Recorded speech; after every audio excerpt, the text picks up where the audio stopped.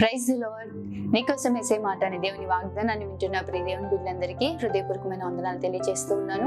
దేవుడు మిమ్మల్ని మీ కుటుంబాన్ని దీవించి సర్వ సమృద్ధిని అత్యధికమైన కృపను ప్రభు ఈ రోజు అంతా మీకు అనుగ్రహించును గాక. మీరు చేస్తున్న ప్రతి పనులలో ప్రభు మీకు సహాయం చేయను గాక. ఈ రోజు పరిశుద్ధ గ్రంథం నుంచి కొన్ని మాటలు మనందరం కూడా ధ్యానిద్దాము. గలతీయులకు రాసిన పత్రిక 4వ అధ్యాయము 6వ వచనం. మీరు కుమారులై ఉన్నందున నాయన తండ్రి అను మొరపెట్టు తన కుమారుని ఆత్మను దేవుడు మన హృదయంలోనికి పంపేను. ఆమె నిశ్చయంగా ప్రియ దేవుని బిడ్డ, ప్రభు ఎంత అద్భుతమైన మాటను మనతో మాట్లాడుతున్నట్టు చూడండి. చాలా మంది అనుకుంటూ ఉంటారు, నేను బానిసని, నేను దాసుని, లేకపోతే నేను పాపినని. ఇంకొకరు అంటే ప్రభు దగ్గరికి వచ్చినప్పుడు అనేక రీతులుగా వారిని వారు పరిచయం చేసుకుంటూ ఉంటారు. ఎందుకు పనికిరాని ప్రభు, అయోగ్యుని ప్రభు, అల్పుని ప్రభు అని చెప్పి. కానీ ప్రభు నీ పట్ల కలిగి ఉన్న ఉద్దేశం, దేవుడు నిన్ను ఎలా ఏర్పరచుకున్నాడు, దేవుడు నిన్ను ఎలా చూస్తూ ఉన్నాడు, ఎలా ఎంచుతూ ఉన్నాడు అంటే ప్రభువు తనకి కుమారుడిగా నిర్ణయించి ఉన్నాడంట. దేవుడు చక్కగా మాట్లాడుతున్నారు చూడండి. మీరు కుమారులై ఉన్నందున అని. ఈరోజు నిశ్చయంగా ప్రియ దేవుని బిడ్డ, మీరు దాసులు కాదు, మీరు ఆయన రక్తాన్నిచ్చి కొనుక్కొని ఉన్న ఆయన బిడ్డలై ఉన్నారు. నిశ్చయంగా ప్రియ దేవుని బిడ్డ, తన రక్తము ద్వారా ప్రభువు తన స్వాస్థ్యంగా మనల్ని మార్చుకొని ఉన్నాడు. తన సొత్తైన ప్రజలుగా మనల్ని మార్చుకొని ఉన్నాడు.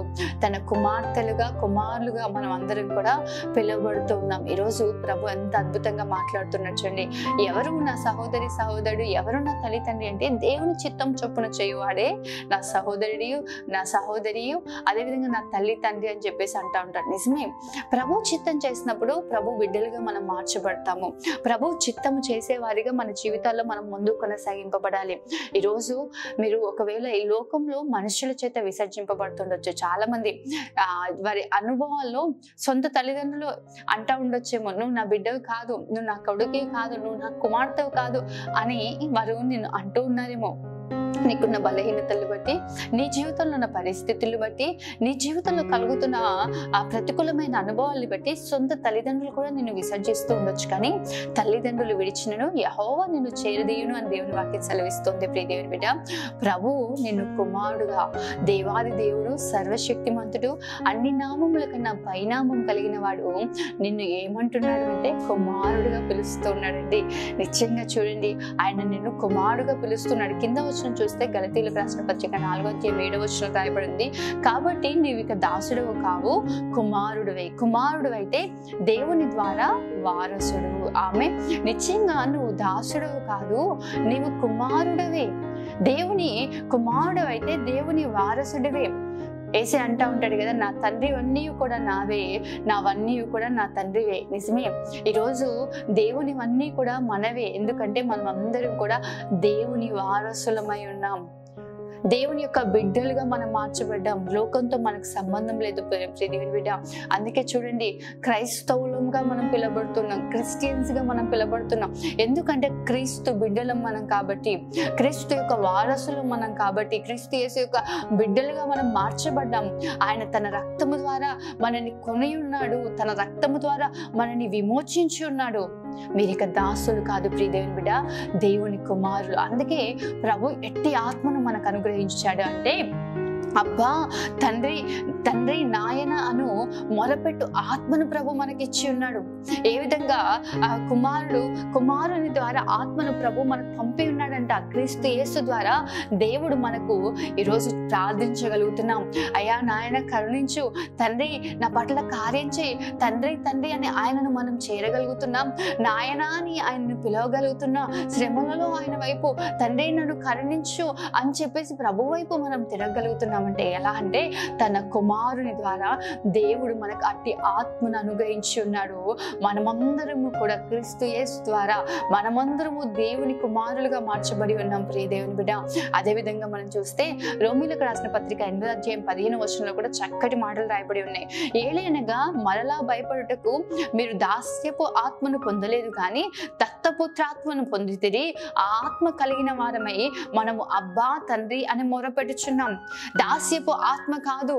ఈరోజు అన్యజనులం అండి, మేము దేవుని బిడ్డలం కాదు అనుకుంటూ ఉంటారు. అన్యుల నుంచి మేము రక్షింపబడ్డాం కదా, మాకు అంత అవకాశం ఉండదేమో అనుకుంటూ ఉన్నారు. మనం దాస్యపు ఆత్మను కాదు ప్రియ దేవుని బిడ్డ, దత్తపుత్రాత్మను. దేవుడు తన కుమారులుగా కుమార్తెలుగా మనల్ని స్వీకరించి ఉన్నాడు. తన బిడ్డలుగా ప్రభు మనల్ని అంగీకరించి ఉన్నాడు. దాస్యపు ఆత్మ మనలో లేదు, కానీ దత్తపుత్ర ఆత్మ మనలో ఉంది. కాబట్టి మనం ఏమంటున్నామంటే అబ్బా తండ్రి అని మొదలుపెట్టుతున్నాం. ఈరోజు ప్రభుని తండ్రి అని పిలువగలుగుతున్నాం. ప్రభు అట్టి ఆత్మను మనకు అనుగ్రహించున్నాడు. ప్రియ దేవుని బిడ్డ, భయపడవద్దు, కలవరపడవద్దు. తండ్రి నిశ్చయంగా ఈ లోకపు తండ్రి కుమారుడు రొట్టెని అడిగితే రాయినివ్వడంట, చేపను అడిగితే పామునివ్వడంట. మరి పరలోకపు తండ్రి మహిమ కలిగి రాజు ఆయన కృప సమృద్ధి కలిగిన దేవుడు, ఆయన సకల ఐశ్వర్యాలకు ఆయన మూలమై ఉన్న దేవుడు. ఆయన నువ్వు అడిగినవి ఇవ్వడంటాడా? నీకోసం ప్రాణమే ఇచ్చాడండి. నీకోసం తండ్రి సింహాసనాన్ని విడిచి యేసయ్య నీకోసం నీ భూమి మీదకి వచ్చాడు. ఈరోజు జీవితంలో ఏదో ఒక లోటు కలుగుతుందని, ఏదో ఒక ఇబ్బంది కలుగుతుందని ప్రభుకి దూరంగా వెళ్ళిపోతున్నావేమో. తప్పిపోయిన కుమారుడు తండ్రిని విడిచిపెట్టినట్లుగా విడిచిపెట్టావేమో, కానీ ఆ కుమారుడు బుద్ధి వచ్చినప్పుడంట తిరిగి తండ్రి యొద్దకు వచ్చాడంట. ఈరోజు ప్రియ దేవుని బిడ్డ, తిరిగి దేవుని యొద్దకు రా. ఆయన నీ స్థితి మార్చగలిగిన దేవుడు. నీకు తిరిగి మరలా ఆ వారసత్వాన్ని ఇచ్చే దేవుడై ఉన్నాడు. నువ్వు కోల్పోయిన దానికి రెండంతలుగా ప్రభు నిన్ను ఇచ్చి ఆశీర్వదించే దేవుడై ఉన్నాడు. ధైర్యం కలిగి నిలబడి ప్రియ దేవుని బిడ్డ, ఏ విషయాలు కృంగిపడకు, ఏ విషయాల్లో బలహీనపడకు. నిశ్చయంగా ప్రభు నీకు తోడై ఉన్నాడు. ఆయన కుమారుడుగా నువ్వు ఉన్నావు. ఆయనవన్నీ కూడా నీవే. ఆయనతో నువ్వు ఈ లోకంలో కొంచెం మాత్రం ఎడబాటు, కానీ నిత్యము ప్రభుతో నువ్వు జీవించడానికి, నిత్యము నువ్వు ఆయనతో ఉండడానికి ఆయన నీ కొరకు మహిమ కలిగిన స్థలాన్ని సిద్ధపరుస్తూ ఉన్నాడు. నిత్యము యుగయుగములు ఆయనతో మనం జీవించినట్లుగా, తండ్రితో మనం ఉండినట్లుగా. ఈరోజు ప్రియ దేవుని బిడ్డ, నువ్వు దాసుడవు కాదు, దేవుని కుమారుడవై ఉన్నావు. ఈరోజు ప్రార్థించగలుగుతున్నాం, ప్రభు సన్నిధికి రాగలుగుతున్నాం, ఆయన సన్నిధిలో మనం గోచరగలుగుతున్నాం అంటే క్రీస్తు యేసు ద్వారా మనం అందరము కూడా దేవుని కుమారులుగా మార్చబడ్డాము. ఇక నోరు తెరిచి అయ్యా నేను అల్పున్నయ్యా, ఎందుకు పనికిరాను ప్రభు అని అనొద్దు. అన్న చక్కటి ప్రార్థన చేస్తా ఉంది. ప్రభా నేను పాపిస్తుదాన్ని, నేను గొడ్రాల్ని అనట్లేదు. అయ్యా నీ సేవకురాలైన నన్ను జ్ఞాపకం చేసుకో ప్రభా. ఎందుకంటే అన్న దేవుని సేవించే బిడ్డగా ఉంది. తన అంటా ఉంది, నీ సేవకురాలైన నన్ను జ్ఞాపకం చేసుకో ప్రభా. నీ సేవకురాలైన నాకు కలిగి ఉన్న శ్రమను చూడు ప్రభా. నీ సేవకురాలైన నాకు ఒక మగ బిడ్డనిస్తే నేను తిరిగి ఆ బిడ్డను మరలానికి ఇస్తాను ప్రభా.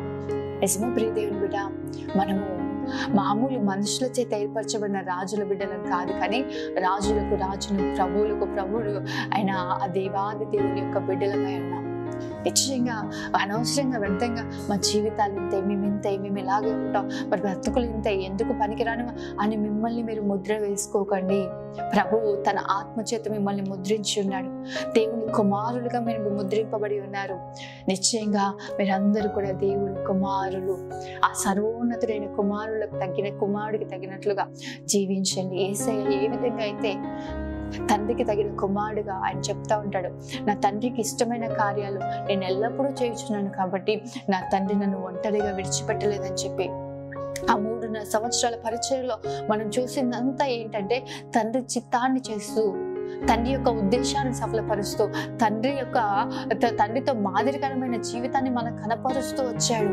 ఈరోజు యేసయ్య వలె క్రీస్తుని కొని మనం నడుచుకోగలిగినట్లయితే నిశ్చయంగా ప్రియ దేవుని బిడ్డ, ప్రభు వద్దకు మనం చేర్చబడతాము.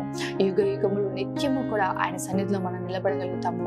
ఆయనను బట్టి ఈరోజు మొరపెట్టగలుగుతున్నామంటే మన అందరం దేవుని కుమారులమై ఉన్నాం, దేవుని యొక్క వారసులు మనమై ఉన్నాం. కాబట్టి ధైర్యం కలిగి ఉండండి. మీరు క్రీస్తునందున్నారు, క్రీస్తునందున్న వారు నూతన సృష్టి, మీరు దేవుని వారసులు. ఆమె ప్రార్థన చేసుకుందాం. మౌన్నతుడైన తండ్రి, సర్వశక్తిమంతుడైన దేవ, సర్వాధికారి, నీకే వందనాలు స్తోత్రాలు చెల్లిస్తున్నాం. ఈ ఉదయం అద్భుతమైన రీతిగా మీరు మాతో మాట్లాడిన మాటను బట్టి వందనాలు. నిజమే ప్రభా, మేము దేవుని వారసులమై ఉన్నాం, దేవుని కుమారులమై ఉన్నాం. అయా నీవు మమ్మల్ని ఏర్పరచుకొని ప్రభా, అయా నీ అనాది సంకల్పము చొప్పున జగత్తు పునాది వేయబడక ముందే ప్రభా, అయా నీవు మమ్మల్ని ఏర్పరచుకున్న రీతిని బట్టి స్తోత్రాలు. నీ స్వరక్తం ఇచ్చి మమ్మల్ని విడిపించిన దేవా స్తోత్రాలు ప్రభా. ఈరోజు అబ్బా తండ్రి నాయన అని మేము మొరపెట్టగలుగుతున్నామంటే కేవలము నీ కృపే అయ్యా. అయా కేవలము నీ కృపే. నీ కుమారులుగా మమ్మల్ని ఏర్పరచుకున్న దేవా స్తోత్రం. ఈరోజు మీరు మాకు ఇచ్చిన అత్యధికమైన ఉన్నతమైన స్థితిని బట్టి స్తోత్రాలు ప్రభా. తండ్రికి తగిన కుమారులుగా బిడ్డలుగా మేము అందరము జీవించటకు కృప చూపించండి ప్రభా తండ్రి. అయా యేసయ్య మాకు మాదిరిగా ఉంచిన ఆ జీవితాన్ని మేము అనుసరించి నడిపింపబడటకు సహాయము దయచేయమని యేసు నామములో అడుగుతున్నాను తండ్రి. ఆమేన్. దేవుడు మిమ్మల్ని మీ కుటుంబాన్ని ఆశీర్వదించును గాక. ఈ రోజంతా నువ్వు ప్రభు మీకు తోడుగా ఉండును గాక. ఆమేన్. God bless you.